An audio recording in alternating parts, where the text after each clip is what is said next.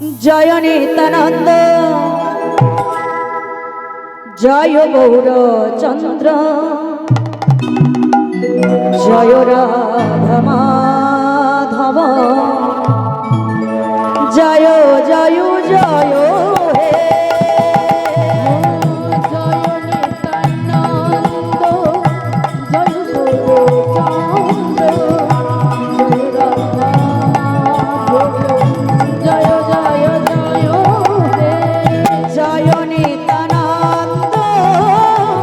হে গৌরচন্দ্র জয় রাধা মাধব জয় জয় জয় হে জয় নিত্যানন্দ জয় গৌরচন্দ্র জয় রাধা মাধব জয় জয় জয় হে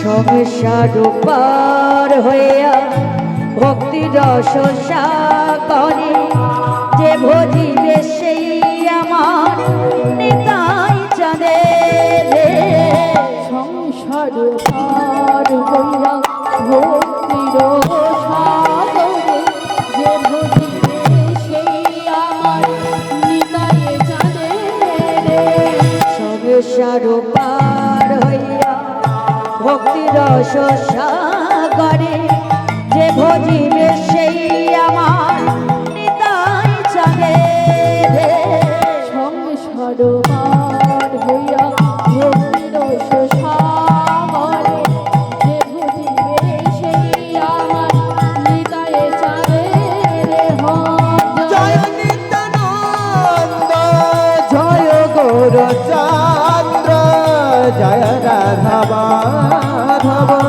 জয় জয় জয় হে জয় নিত্যানন্দ জয় গৌরচন্দ্র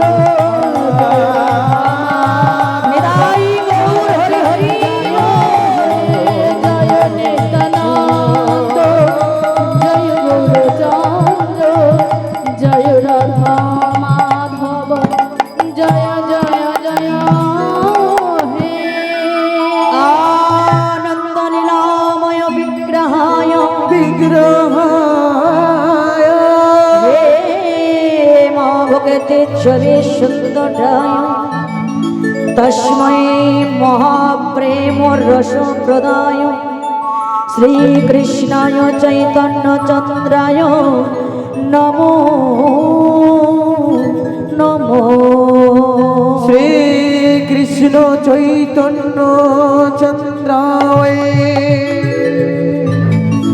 শ্রী কৃষ্ণ চৈতন্য চন্দ্রায় নিতাই গৌর নাম নাম জয় রাধেশ্যাম জয় মহাপ্রভু। শ্রদ্ধেয় ভক্তমণ্ডলী ভক্তিমতী মায়েরা মাতৃমণ্ডলী পিতৃমণ্ডলী, আজকে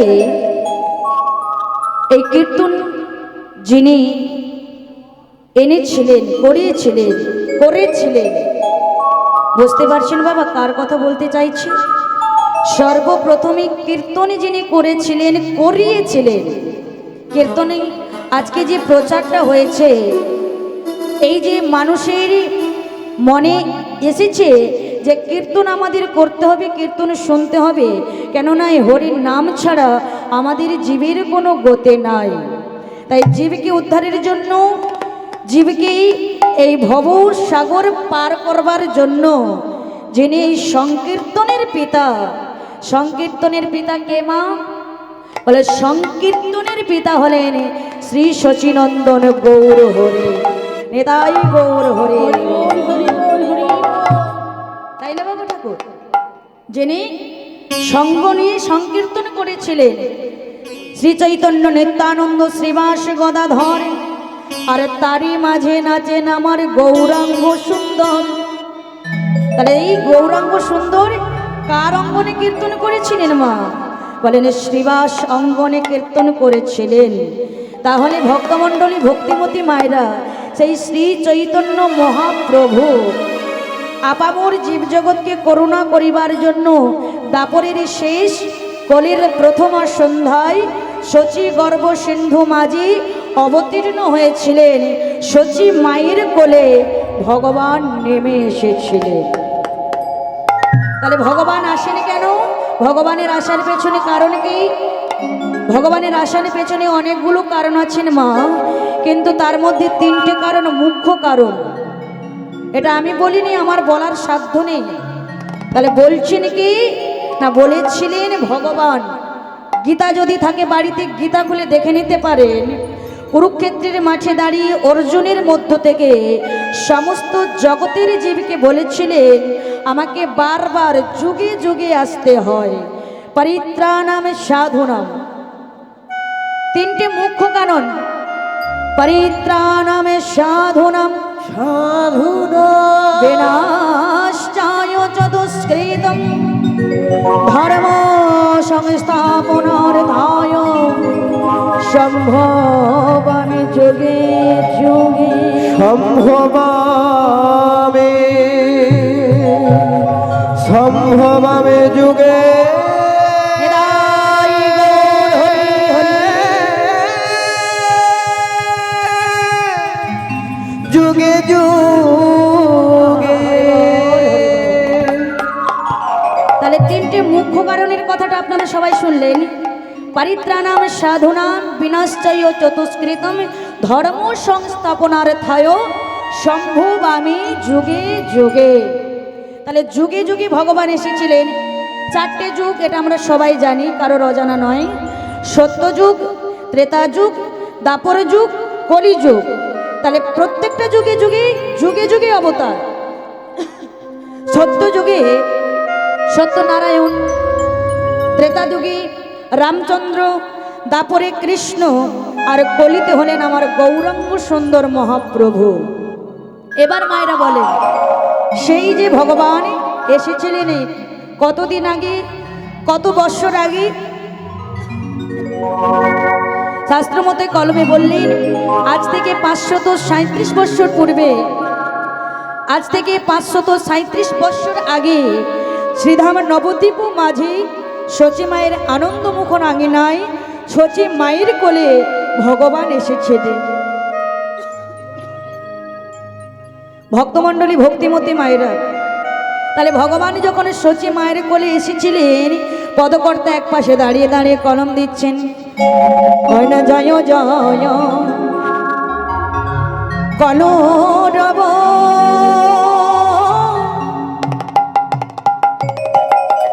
আহা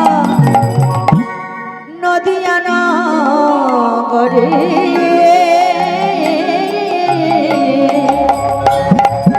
ওই না জয় জয় কলরব।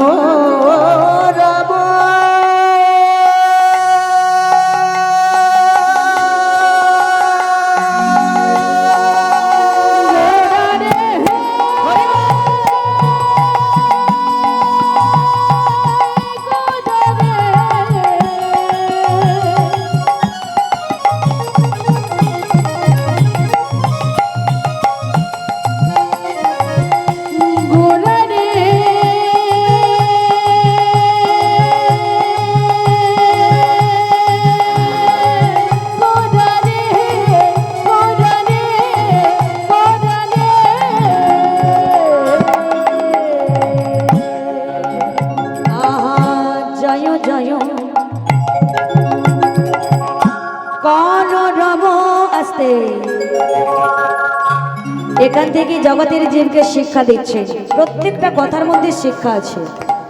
বলছেন কি, ভাষাটা কি, শব্দটা কি, কীর্তন আমরা শুনতে আসি, শুনলাম চলে গেলাম দেখলাম, এটা করলে হবে না মা।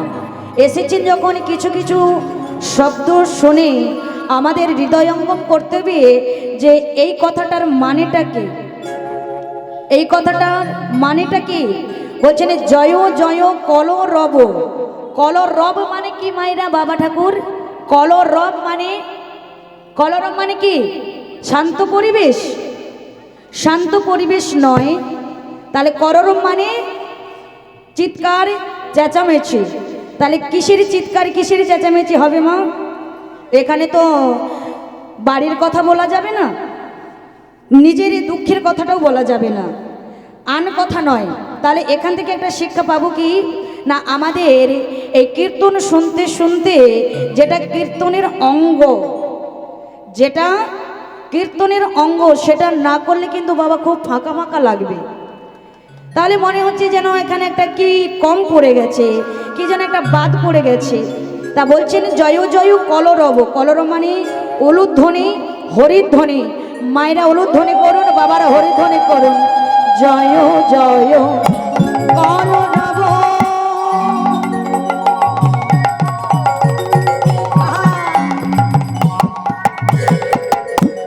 নদিয়া নগরে ও জয় জয় কলরব।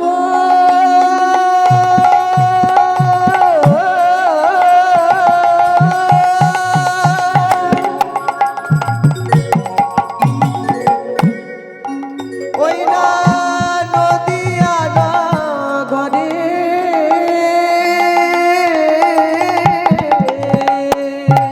জনমল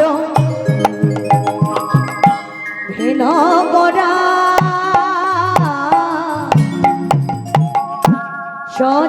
সচিদয়দানে ঝলমলো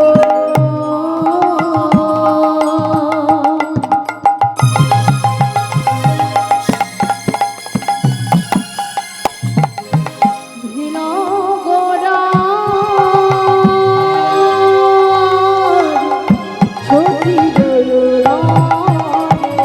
আস্তে ওদের জনম লোভিল গোরা সচিরই উদরে। তাহলে সচির কোলে আমার ভগবান নেমে এসেছেন। ভক্তমণ্ডলী ভক্তিমতী মায়ের শ্রোতে বাবা ঠাকুরগণ, মাগো যেটা আজও আমরা অনুভব করি, যেটা আজও আমরা মানি, কারোর ঘরে যদি ছেলে হয়, নাতি হয়, তার একটু আনন্দটা আলাদা হয় না মা? কন্যা সন্তান হলে আনন্দ হয় না পুত্র সন্তান হলে, মানে মেয়ে হলে আনন্দ হয় না ছেলে হলে আনন্দ হয়? একজন মা বলছে ছেলে হলে আনন্দ হয়। বলে কেন না, মেয়ে কি তো বিয়ে দিলে পরের ঘরে চলে যাবে, ও তো আর আমাদের দেখবে না, ছেলেটা আমাদের দেখবে। ছেলেই দেখবে কখন? বলে যখন আমরা বৃদ্ধ হয়ে যাব, যখন আমরা আর হাঁটা চলা করতে পারবো না, রুজি রোজগার করতে পারবো না, ওই ছেলেটাই তখন আমাদের দেখবে। যদি কোনো ভক্তমণ্ডলী মায়েরা বাবারা ভেবে থাকেন, আমি আজকে পর থেকে বলছি, আমি এই আসরে দাঁড়িয়ে বলছি, এই ভাবনা চিন্তাগুলো মুছে ফেলুন। আপনার ছেলে আপনাকে দেখবে, আপনার নাতি আপনাকে দেখবে, এটা মন থেকে মুছে ফেলুন। বলে ছেলে থাকলেও দেখবে না, নাতি থাকলেও দেখবে না, তাহলে দেখবে কে? দেখবেটা কে? ভক্তমণ্ডলী ভক্তিমতী মায়েরা দেখবি। আপনার ভালো মন্দর বিচার করবে কি? বলে ছেলে নয়, নাতি নয়, আপনার কর্মটাই আপনার ভালো মন্দটারে বিচার করবে। আপনি যদি কর্ম ভালো করেন, ছেলে না থাকলেও নাতি না থাকলেও পাড়া প্রতিবেশী এসে আপনাকে দেখবে। আর কর্মের মধ্যে যদি গন্ডগোল হয়ে থাকে, বলে সে ছেলে থাকলেও দেখবে না, নাতি থাকলেও দেখবে না, পাড়া প্রতিবেশী কেউ আপনার পাশে এসে দাঁড়াবে না। তাহলে কর্ম ভালো করতে হবে। এই কর্মের কথা বলতে গিয়ে আমরা মহাভারতের দিকে তাকালেই বুঝতে পারবো। ধৃতরাষ্ট্রের তো শতপুত্র ছিল, ভক্তমণ্ডলী ভক্তিমতী মায়েরা, ধৃতরাষ্ট্র গান্ধারী ওরা ছিল, কিন্তু ছেলেরা চলে গেল।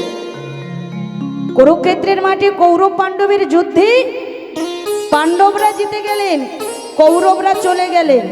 তাহলে ধৃতরাষ্ট্রের একটা নয়, দুটো নয়, শতপুত্র, 100টা ছেলে।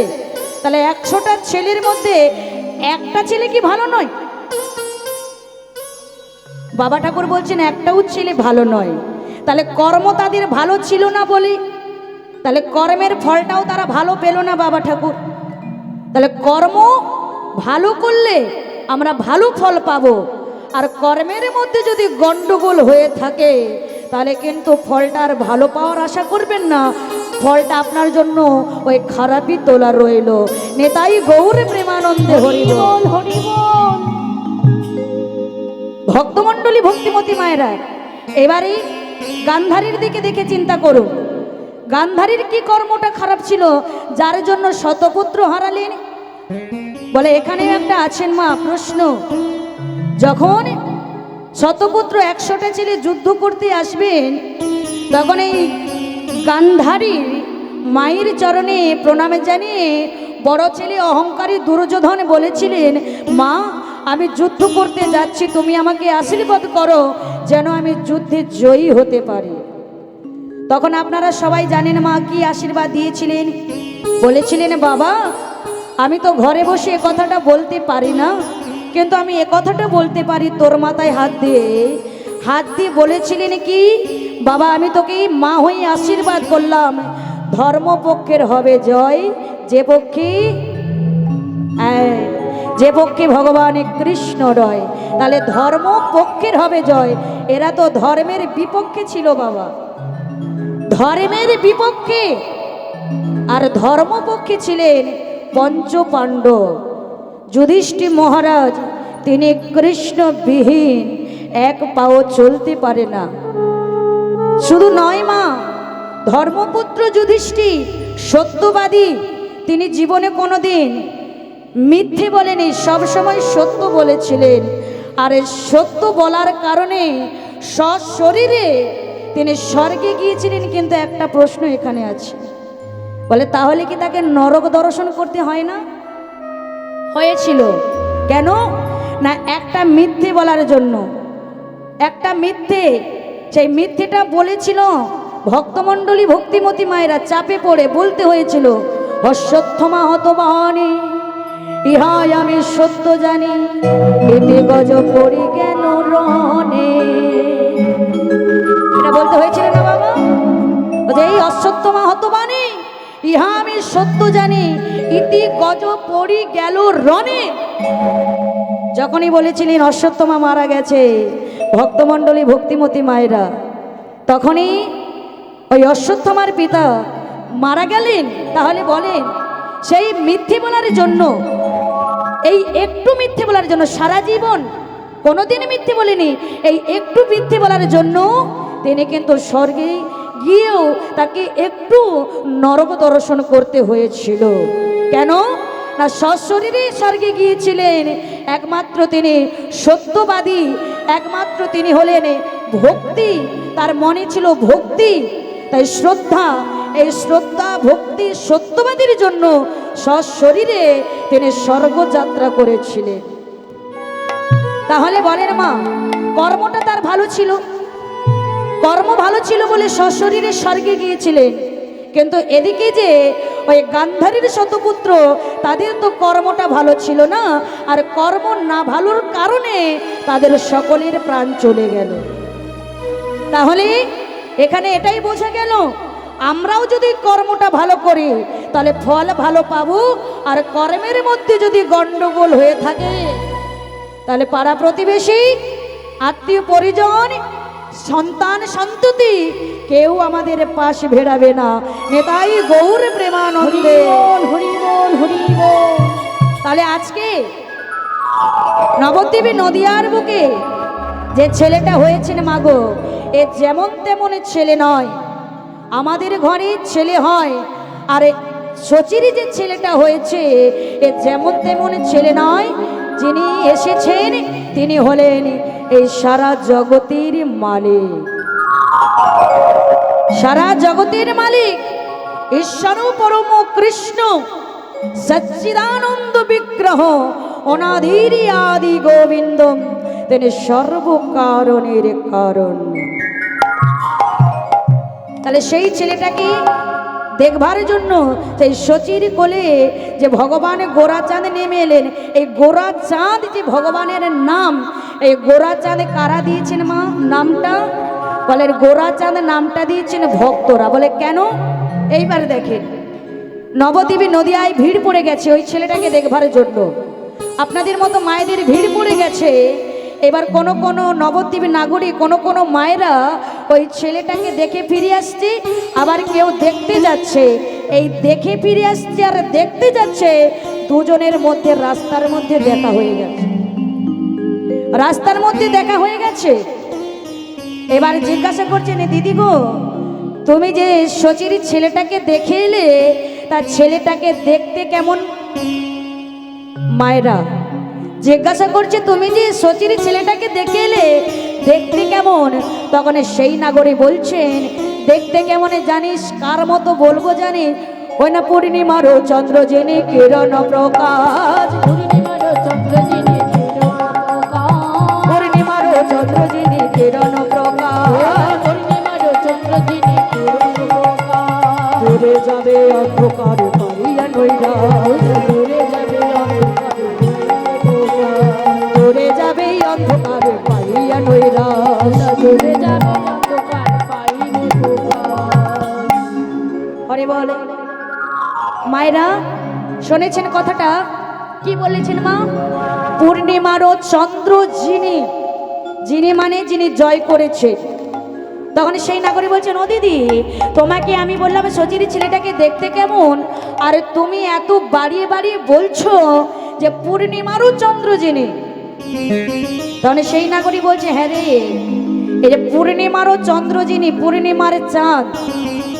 আমরা মায়েরা যেটা কথায় কথায় বলি, ছেলেটাকে দেখতে কেমন হয়েছে, কার সঙ্গে আমরা তুলনা করি মা? তারার সঙ্গে না সূর্যের সঙ্গে? কার সঙ্গে তুলনা করি? হ্যাঁ, সূর্য। ভক্তমণ্ডলী ভক্তিমতী মায়ের একজন মা বলছেন, আমরা ছেলের মুখটা তুলনা করি কার সঙ্গে? বলে আকাশের চাঁদের সঙ্গে। বলে না, ছেলেটার মুখটা দেখ যেন চাঁদের মতো দেখতে হয়েছে। এই জন্য আজকে সেই নাগরী বলছে পূর্ণিমারও চন্দ্র যিনি। তখন নাগরী বলছেন, দিদি তুমি এত বাড়িয়ে বাড়ি বলছো যে পূর্ণিমারও চন্দ্র যিনি। তখন সেই নাগরী বলছে, ওরে পূর্ণিমার চাঁদ তো এটা কম বলেছি, আকাশের চাঁদ আর কলিজীবের ভাগ্য আকাশের যে গোরা চাঁদ, এই আকাশের চাঁদের সঙ্গে গোরা চাঁদের অনেকটা পার্থক্য আছে। অনেকটা পার্থক্য। বলে অনেকটা পার্থক্য কি? বলে 5টা পার্থক্য আছে। তাহলে চিন্তা করেন মা, আকাশের চাঁদের আর গোরা চাঁদের মধ্যে 5টা পার্থক্য, তাহলে কতটা পার্থক্য আপনারা একটু অনুভব করে দেখুন। 5টা পার্থক্য। এই 5টা পার্থক্যের প্রথম পার্থক্য কি না, আকাশের চাঁদ হলেন 33 কোটি দেবতার মধ্যে একজন দেবতা।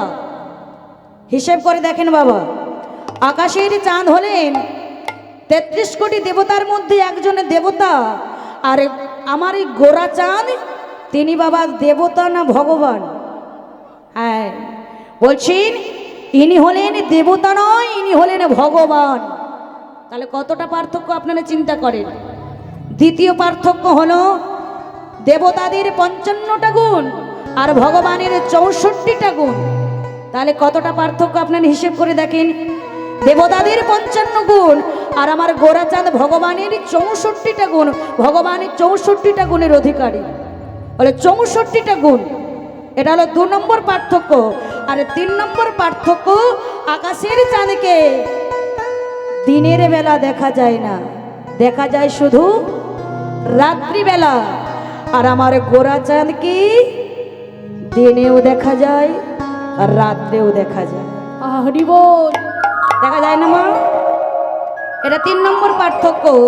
আর 4 নম্বর পার্থক্য, আমার কথা নয়, রাত্রিবেলা বাড়িতে আজকে পরীক্ষা করে নেবে। এটা দিনের বেলা এখন হবে না, রাত্রিবেলা ঘরে গিয়ে আপনারা আকাশের চাঁদের দিকে তাকিয়ে 1000 বার যদি ডাকেন, চাঁদ মামা, চাঁদ মামা, চাঁদ মামা, চাঁদ মামা মাটিতে নেমে এসে বলবে না যে কি হলো ভাগ্নি দীপালি, তুমি আমাকে ডেকেছো কেন? বলবে কি বাবা ঠাকুর? বলবে?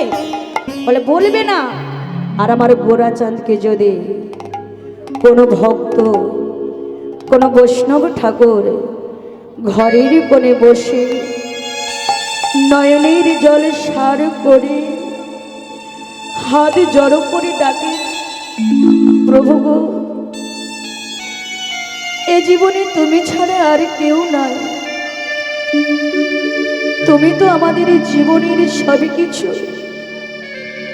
এহকাল পরকাল তুমি তো সব, তুমি তো সর্বের সর্বা, তোমা ভিন্ন আর এই জগতে কিছু নেই।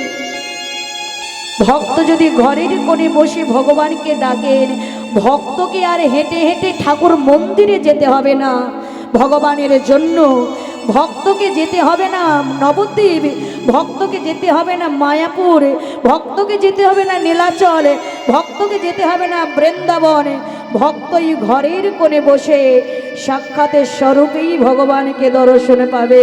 নেতাই গৌর প্রেমানন্দে হরি হরি বল, হরি বল, হরি বল। পাবে না বাবা চোখের জল।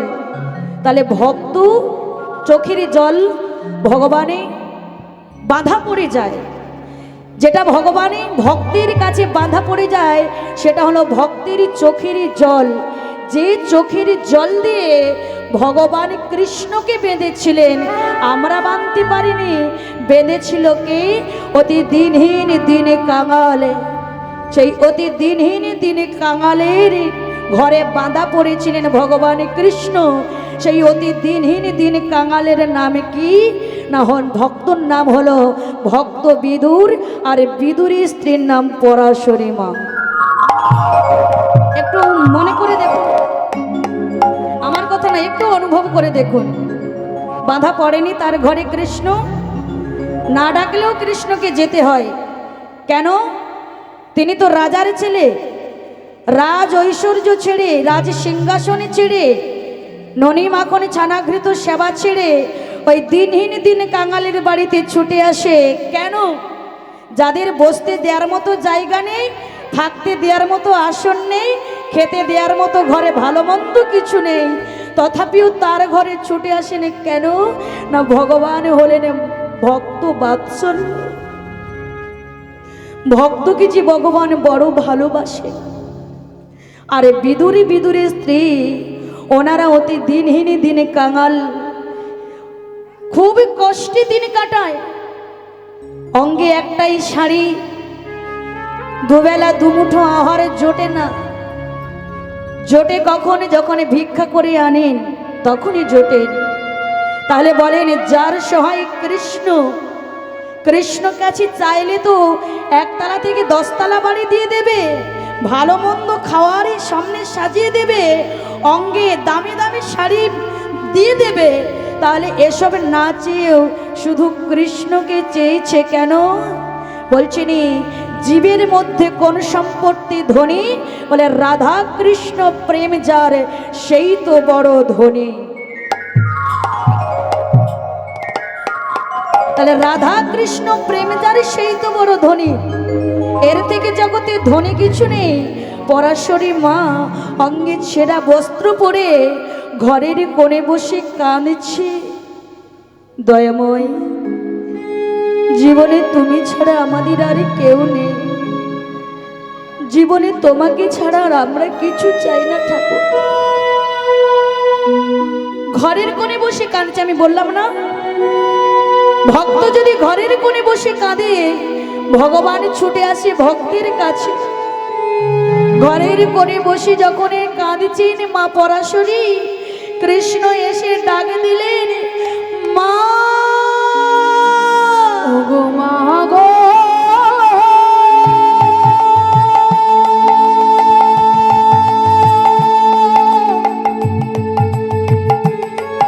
ও গো মা,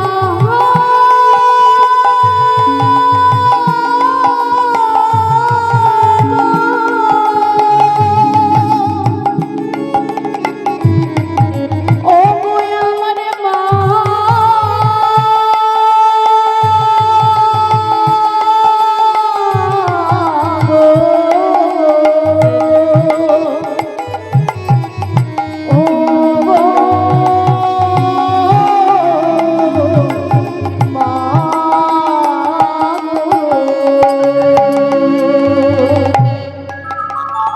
মা।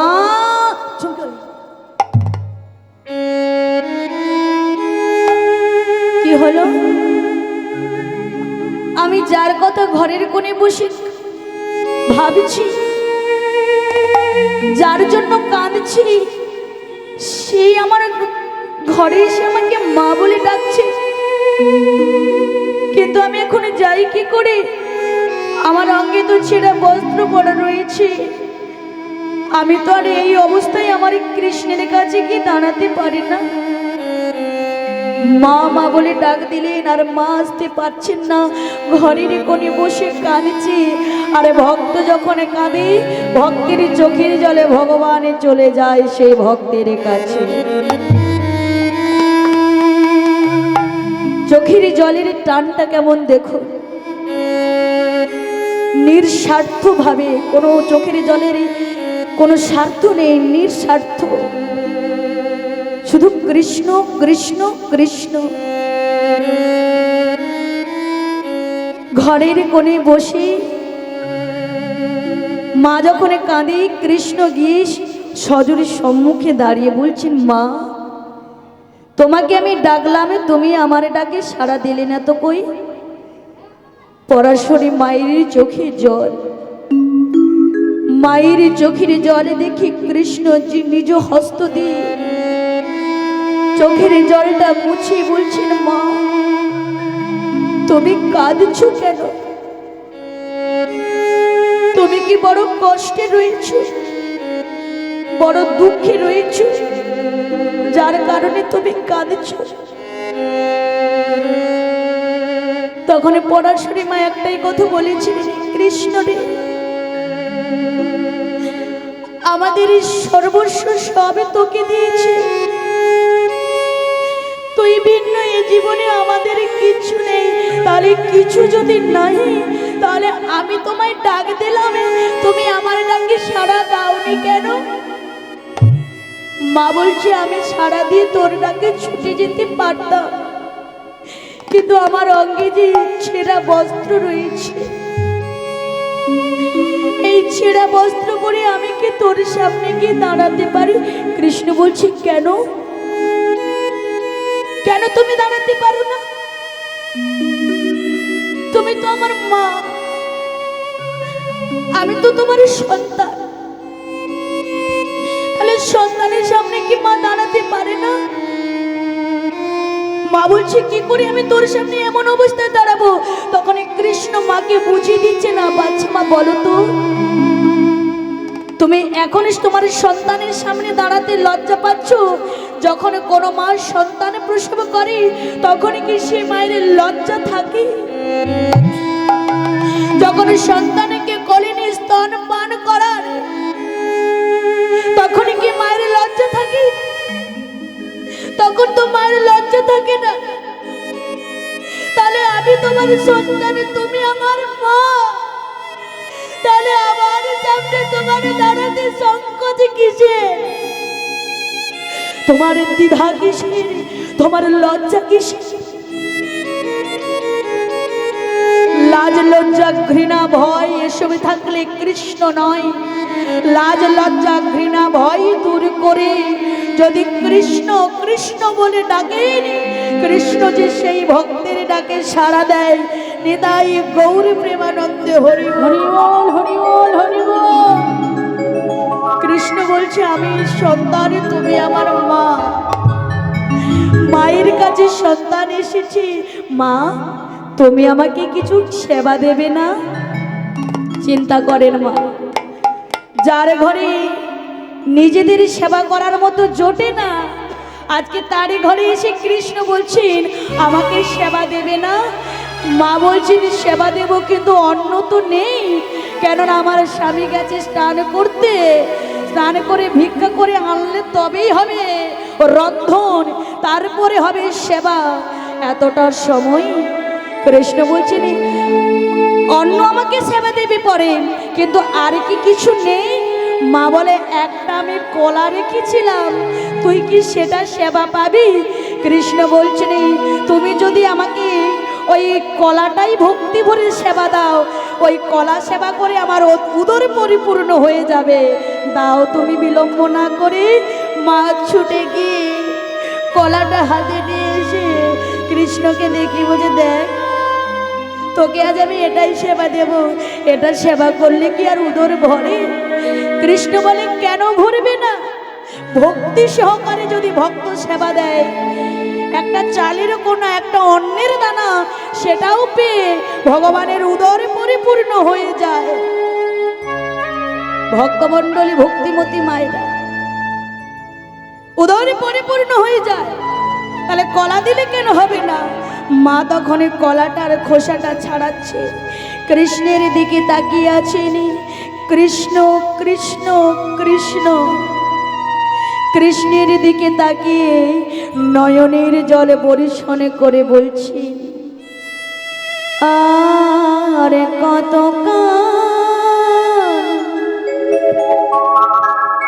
গিরি ধারিলা আড়ালে আড়ালে রবে, আর কত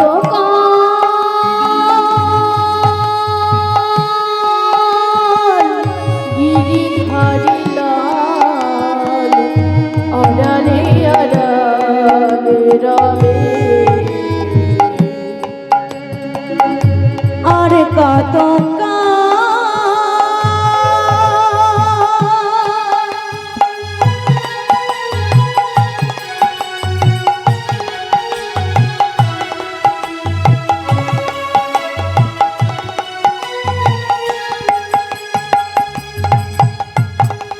গিরি ধারিলা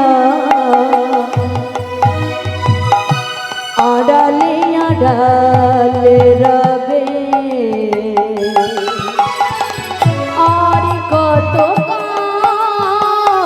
গিরি ধারিলাল আড়ালে আড়ালে রবে,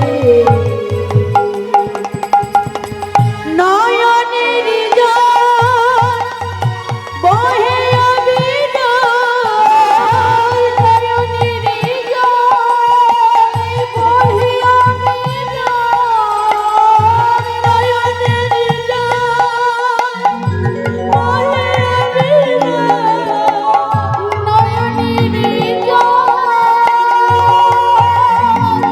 বহে অবিরাম, তুমি যে ভক্তের ভগবান, আড়ালে আড়ালে রবে, আর কত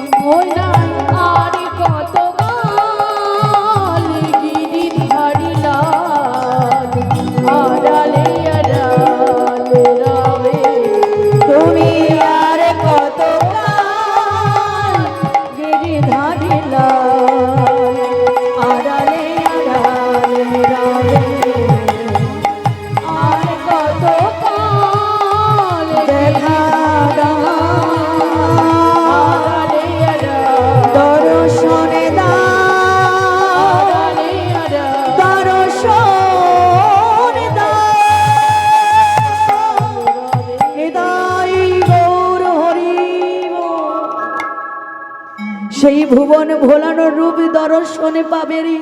কেঁদে কেঁদে বলছেন, দেখা দাও দেখা দাও দেখা দাও। ভগবান ভক্তের এমন এক আকুতি মিনতি দেখে আর নিজেকে ধরে রাখতে পারলেন না।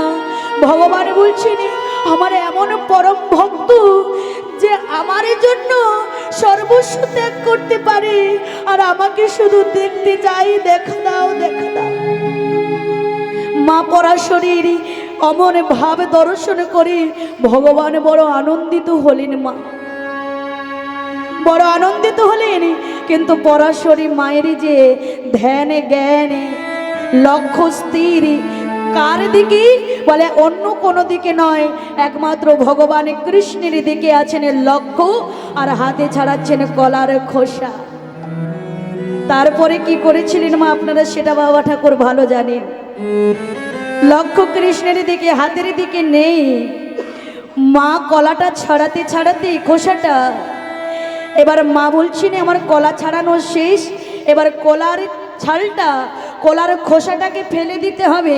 তা মা কি করেছেন, কলার খোসা ফেলাতে গিয়ে কলার এই সাদা শাঁসটাকে ফেলে দিয়েছে, আর কলার খোসাটা হাতে আছে, ওটাই নিয়ে কৃষ্ণের বদনে দিয়ে বলছেন, কৃষ্ণ তুই আমায় বলেছিলিস না তোর নাকি বড় খিদে পেয়েছি, তোকে তো আমি কলাটাই দিচ্ছি, নে নে নে কৃষ্ণ নে। ভক্তমণ্ডলী ভক্তিমতী মায়েরা এই জায়গাটাই একটু অনুভব করে দেখুন, একটু একটু হৃদয়ঙ্গম করুন। যদি প্রকৃত হৃদয়ঙ্গম করতে পারেন তাহলে কিন্তু নিজেকে আর ধরে রাখতে পারবেন না মা। অবশ্যই চোখ থেকে এক ফোঁটা জল আপনার পড়বে।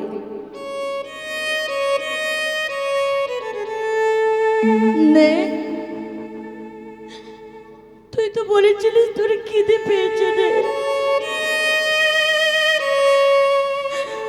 মায়ের হাত থেকে ধরে কৃষ্ণ বলছে, মা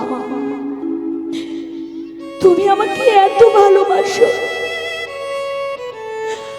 আবার ভালোবাসলে তুমি অন্ধ হয়ে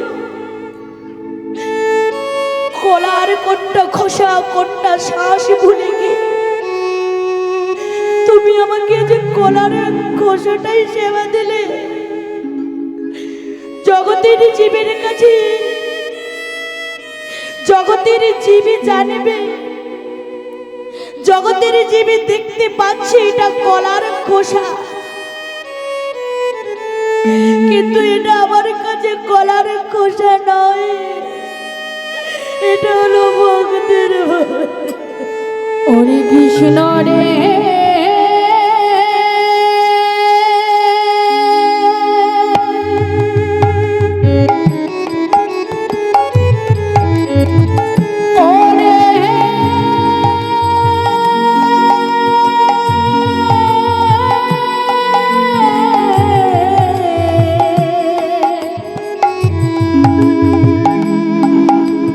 কৃষ্ণ রে ওরে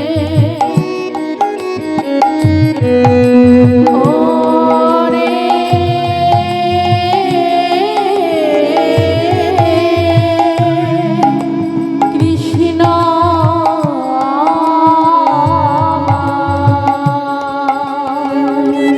হরে বল হরে বল। ভক্তমণ্ডলী ভক্তিমতী মায়েরা শ্রদ্ধেয় বাবা ঠাকুরগণ,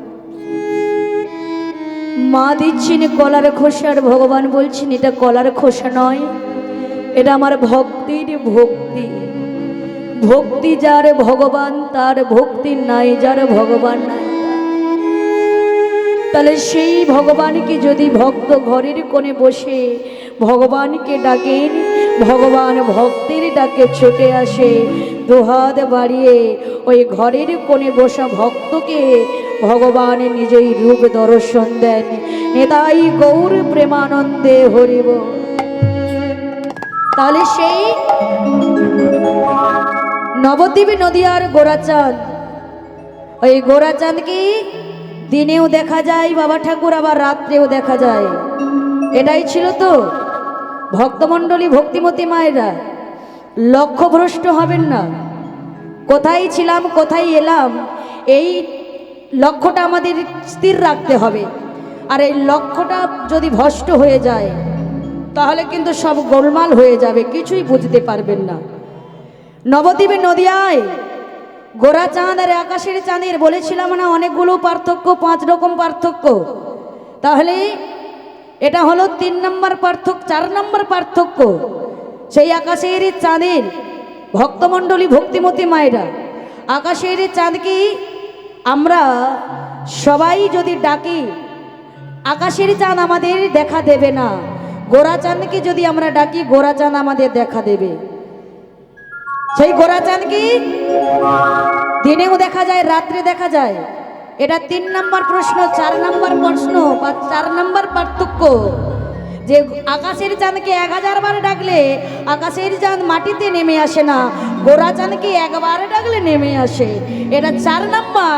আর 5 নম্বর পার্থক্য, আকাশের চাঁদের একটা কলঙ্ক আছে আর আমার গোরা চাঁদের হলো কোনো কলঙ্ক নেই, তিনি হলেন অকলঙ্কপূর্ণ গোরা চাঁদ।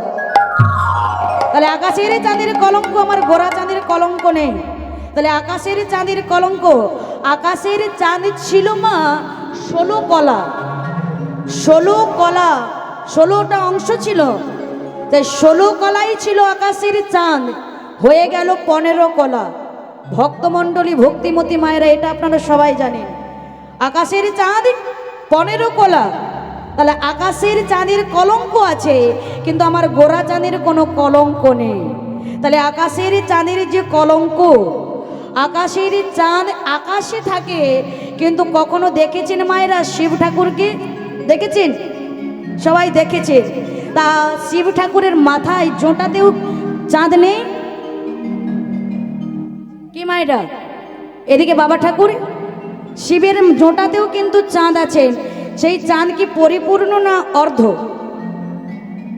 অর্ধ। আচ্ছা, তাহলে এখানে মা প্রশ্ন, তাহলে আকাশের চাঁদে সেটা শিব ঠাকুরের জটায়, কিন্তু আকাশের চাঁদে সেই শিব ঠাকুরের জটায় যে আছে অর্ধ চাঁদ। তাহলে অর্ধ চাঁদটা কেন হলো না? চাঁদ ওই অর্ধেকটা হয়ে যায়, আকাশেও দেখতে পাই। 15 দিনে অর্ধেকটা হয়ে যায়, আবার 15 দিনে পরিপূর্ণ হয়ে যায়। তাহলে এই যে 15 দিনে অর্ধেকটা হয়ে যায়, আবার 15 দিনে পরিপূর্ণ হয়ে যায়, এর কারণটা কি মা? নিশ্চয়ই তো কোনো কারণ আছে। কি বাবা ঠাকুর? নিশ্চয়, হ্যাঁ, বলছে অমাবস্যায় আর পূর্ণিমায়। হ্যাঁ, অমাবস্যায় অর্ধেকটা, পূর্ণিমায় পরিপূর্ণ, তাই তো? কিন্তু এটা তো একটা অভিশাপের কারণে হয়েছে। শুধু শুধু তো আর হতে পারে না অর্ধেকটা, এটা অভিশাপই হয়েছে। বলে চাঁদের কলঙ্ক। তাহলে চাঁদ সম্পর্কে যখন আমরা এতগুলো কথা শুনলাম, তাহলে চাঁদ ওই 15 দিনে ক্ষয়ে যায়, 15 দিনে পরিপূর্ণ হয়, এটা অভিশাপই হয়েছে। কে অভিশাপ দিয়েছিল, কেন দিয়েছিল, কি কারণে অভিশাপটা ওই চাঁদকে পেতে হয়েছিল? তাহলে আমরা একটু চাঁদের সম্পর্কে জেনে নিই। কি মায়েরা জানবেন না? এটা বাদ থাকবে? হ্যাঁ, বলবো, শুনবেন আপনারা?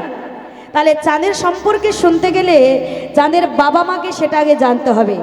চাঁদের বাবার নাম হচ্ছেন মহামণি অত্রি, আর মায়ের নাম হচ্ছেন অনুসয়া দেবী। তা চাঁদের বাবা মা আমরা অনেকেই জানি, আবার অনেকে জানি না। তাই চাঁদের বাবার নাম হচ্ছেন মহামণি অত্রি, আর মায়ের নাম অনুসয়া দেবী। এরা চাঁদের বাবা মা।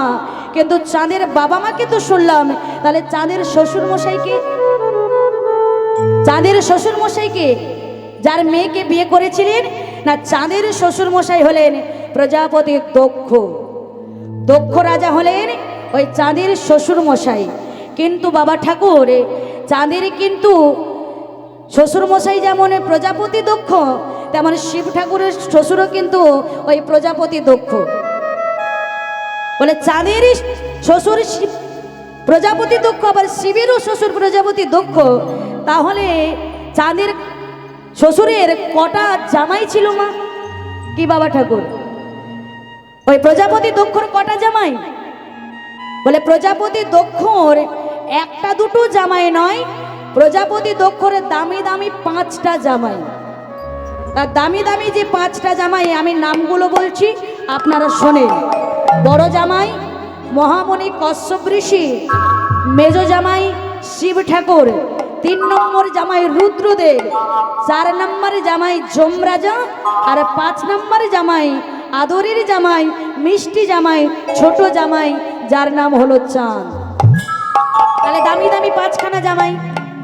তাহলে 5টা জামাই হলে মা মেয়ে কটা হবে? আমাদের ঘরে একটা জামাই হলে একটা মেয়ে, 2টো জামাই হলে 2টো মেয়ে, তাই তো? এটাই তো আমরা জানি। কিন্তু প্রজাপতি দক্ষর 5টা দামি দামি জামাই, কিন্তু মেয়ে ছিল না। কিন্তু মা 5টা মেয়ে ছিল। কটা? বলে 6-এর পেছনে 0 সংখ্যা হয় কত? 60। 60খানা মেয়ে ছিলেন প্রজাপতি দক্ষ রাজা। বলে 60খানা মেয়ে আর মাত্র 5টা জামাই। তাহলে 5টা জামাইয়ের ঘাড়ে কটা করে মেয়ে পড়েছে মা? ভক্তমণ্ডলী, ভক্তিমতী মায়েরা, বলে 12টা করে। তাহলে সবাই তো আর 12টা বিয়ে করতে পারে না মা, কেউ কম কেউ বেশি করবে। এবার দেখেন এই 60খানা মেয়েকে উদ্ধার করবার জন্য প্রথমেই প্রজাপতি দক্ষ গেলেন মহামুনি কশ্যপ ঋষির কাছে। মহামুনি কশ্যপ ঋষির কাছে গিয়ে বলছেন, বাবাজি বাবাজি আমার 13টা মেয়েকে তোমাকে উদ্ধার করতে হবে বাবা। তখন মহামুনি কশ্যপ ঋষি বলছেন, বেশ, আপনি যখন বলছেন আপনার 13টা মেয়েকে আমায় উদ্ধার করতে হবে, তা আমি আপনার 13টা মেয়েকে বিবাহ করব, কিন্তু আপনি একটু আপনার মেয়েদের জিজ্ঞাসা করে আসুন, আপনার মেয়েদেরকে বিয়ে করার আগে আমার 15টা স্ত্রী ঘরে আছে। বাবা ঠাকুর, এই যে 15টা ঘরে আছে আবার 13টাকে বিয়ে করবে, তাহলে আমাদের জড় জগতের মতো কিন্তু তাদের বিবাহ ছিল না মা। মহামুনি কশ্যপ ঋষির ছেলে হলেন সূর্যদেব, মহামুনি কশ্যপ ঋষির ছেলে হলেন গরুর, মহামুনি কশ্যপ ঋষির ছেলে হলেন কালীয় নাগ। তাহলে আমাদের জড় জগতের মতো কি তাদের বিবাহ ছিল মাগো? ছিল না। তার প্রজাপতি দক্ষ বললেন, বাবা আমার তাহলে 13টা মেয়েকে তুমি উদ্ধার করো। বলছেন, বেশ ঠিক আছে, আমি আপনার 13টা মেয়েকে উদ্ধার করব।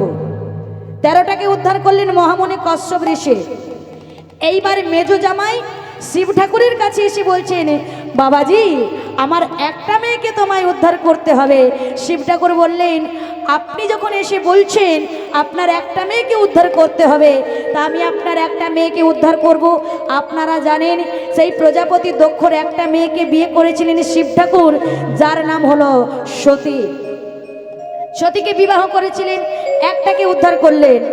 এইবার 3 নম্বর জামাই রুদ্রদেবের কাছে গিয়ে বলছেন, বাবা জীবন তোমাকে আমার 11টা মেয়েকে বিয়ে করতে হবে। রুদ্রদেব বললেন, ঠিক আছে, আমি আপনার 11টা মেয়েকে বিবাহ করব। রুদ্রদেব 11টা বিয়ে করলেন, 11টা মেয়েকে বিবাহ করেছেন। এইবার 4 নম্বর জামাই, যাকে রাষ্ট্রপতিও ভয় পায় আবার সাধারণ পাবলিকও ভয় পায়, তার নাম কি? বলে তার নাম হলো যমরাজ। এই যমরাজার কাছে গিয়ে বলছেন, বাবাজি আমার 8খানা মেয়েকে বিবাহ করতে হবে। আর যমরাজা বলছেন, ঠিক আছে, আমি আপনার 8টা মেয়েকে বিবাহ করব। তাহলে ভক্তমণ্ডলী ভক্তিমতী মায়েরা, ওই প্রজাপতি দক্ষ রাজার 60খানা মেয়ের কখানা মেয়ের বিবাহ হয়ে গেল মা? কটা বিয়ে হয়েছে বাবা? হ্যাঁ হ্যাঁ, আমার বাবা ঠাকুর বলছেন 33টা। ঠিক না ভুল ওই মা যে ঘুমোচ্ছেন, মা আপনি বলুন, আপনি যদি সঠিক বলতে পারেন আপনাকে ঘুমানোর লাইসেন্স দিয়ে দেবো। হরি বল। কেননা আপনি বসেই তখন থেকে ঘুমানো শুরু করে দিয়েছেন। বাবা ঠাকুর ঠিক বলছেন তো, যে 33টা মেয়ের বিয়ে হয়ে গেছে। তাহলে 33টা মেয়ের বিয়ে হয়ে গেছে, 60 থেকে 33টা যদি বিয়ে হয়ে যায় আর থাকে কটা মা? 27টা। ওই 27টা মেয়েকে বিয়ে করলেন কি? ছোট জামাই, আদরের জামাই, মিষ্টি জামাই, যার নাম হলো চাঁদ। এবার চাঁদের 27টা স্ত্রী, 27টা স্ত্রীর মধ্যে বেশি ভালোবাসেন কাকে? বলে মা রোহিণীকে ভালোবাসেন। এই 27টার মধ্যে রোহিণীকে ভালোবাসেন বেশি। আর 26টা মেয়ে স্বামীর ভালোবাসা না পেয়ে বাবার কাছে গিয়ে কাঁদছে, বাবা গো তুমি আমাদের কার সঙ্গে বিয়ে দিয়েছো বাবা? কার সঙ্গে বিবাহ দিয়েছো? বাবা বলে, কেন মা, আমি তো আমার ভালো জামাই, সুন্দর দেখে জামাই করেছি, চাঁদ বাবাজির সঙ্গে বিয়ে দিয়েছি। বলে, বাবা তুমি তোমার এই আদরের জামাইকে বড় ভালোবেসেছো, কিন্তু বাবা তোমার ওই ছোট জামাই চাঁদ আমাদেরকে একটু ভালোবাসে না বাবা। বাবার কাছে যখন এসে মেয়েরা নালিশ জানাচ্ছে, বাবা তখন বলছে, মারে তোরা শান্ত হ মা, শান্ত হ। তোদের দোষ না আমার বাবা জীবনের দোষ? তাহলে আমার বাবা জীবনের কাছে গিয়ে একটু বোঝাপড়া করতে হবে। যা ঘরে যা, ঘরে যা। ঘরে পাঠিয়ে দিয়েছেন। এইবার চাঁদের কাছে এসেছেন প্রজাপতি দক্ষ। দক্ষ রাজা এসে বলছেন, বাবা জীবন আমার মেয়েরা কাঁদছে, তুমি নাকি আমার মেয়েদেরকে ভালোবাসনি। আস্তে, আপনারা জানেন মা, চোরের মায়ের গলা বড়। ভক্তমণ্ডলী ভক্তিমতী মা যখনই চাঁদ ধরা পড়ে যাচ্ছে, তখনই চাঁদের রেগে বলছেন, কি বললেন শ্বশুর মশাই? আপনি বলতে চাইছেন আপনার মেয়েদেরকে আমি ভালোবাসি না? আপনি বলতে চাইছেন আপনার মেয়েদেরকে আমি গয়না গড়িয়ে দিই না? আপনি বলতে চাইছেন আপনার মেয়েদেরকে আমি খেতে দিই না? আপনি বলতে চাইছেন আপনার মেয়েদেরকে আমি শাড়ি কিনে দিই না? শোনেন শ্বশুর মশাই, আপনি আপনার এই কথাটা রেখে দিন। কেন না, আমাদের স্বামী স্ত্রীর মধ্যে আপনি নাক না গলালেও চলবে। আমাদের স্বামী স্ত্রীর মধ্যে আপনাকে নাক গলাতে হবে না। ভক্তমণ্ডলী, ভক্তিমতী মা, আপনারা সবাই জানেন 33 কোটি দেবতার মধ্যে যেমন চাঁদ দেবতা দেখতে সব থেকে সুন্দর, তেমনি 33 কোটি দেবতার মধ্যে রাগী ভয়ঙ্করী রাজা হলেন দক্ষ রাজ। যেই না বলেছেন আমাদের স্বামী স্ত্রীর মধ্যে আপনি নাক না গলালেও চলবে, দক্ষ রাজার রেগে বলছেন, তবে রে তোমাকে দেখতে সুন্দর বলে তাই তোমার এত অহংকার না? তোমাকে দেখতে ভালো বলে তাই তোমার এত এত অহংকার? তাই আমি তোমায় অভিশাপ দিলাম, তোমার ওই দেহ 15 দিনের মধ্যে গলে যাবে, হয়ে যাবে, নষ্ট হয়ে যাবে। ভক্তমণ্ডলী, ভক্তিমতী মা, শ্রদ্ধেয় বাবা ঠাকুরগণ, কথাটা বুঝতে পারলেন? ওই রাগী দেবতা, ওই দক্ষরাজ চাঁদকে অভিশাপ দিলেন, ছোট জামাইকে অভিশাপ দিলেন, তোমার এত সুন্দর দেহ, এত সুন্দর রূপ, তাই জন্য তোমার বড় অহংকার না? তাই আমি তোমায় অভিশাপ দিলাম, তোমার দেহ 15 দিনের মধ্যে গলে যাবে, ক্ষয়ে যাবে, নষ্ট হয়ে যাবে। দক্ষ রাজার অভিশাপে চাঁদের দেহ একটু একটু করে গলে যাচ্ছে, ক্ষয়ে যাচ্ছে, নষ্ট হয়ে যাচ্ছে। চাঁদ ভাবলেন, তাহলে আমার উপায়টা কি হবে? আমি কি করে বাঁচবো? আমি কি করে আমার দেহটাকে রক্ষা করব? এটা ভাবতে ভাবতে মনে হয়ে গেল, একজনের কাছে গেলেই আমি আমার এই দেহটাকে রক্ষা করতে পারি। কার কাছে? বলে যার মাথায় জল ঢেলে দিলেই পুজো হয়ে যায়। কে? হ্যাঁ, শিব ঠাকুর। ভক্তমণ্ডলী, ভক্তিমতী মায়েরা, শিব ঠাকুর থাকেন কোথায়? শ্মশানে, মশানে। আর মুখে বলে কি?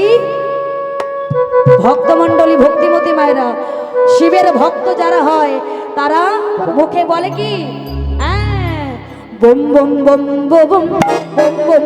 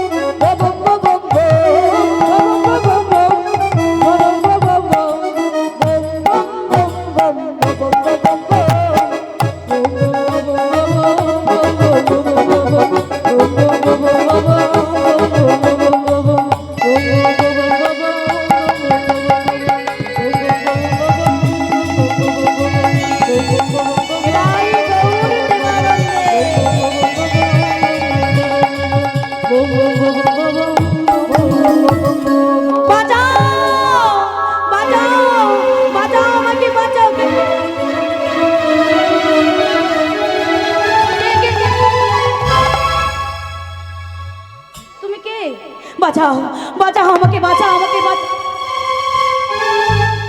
তুমি কে? ভক্তমণ্ডলী, ভক্তিমতী মা,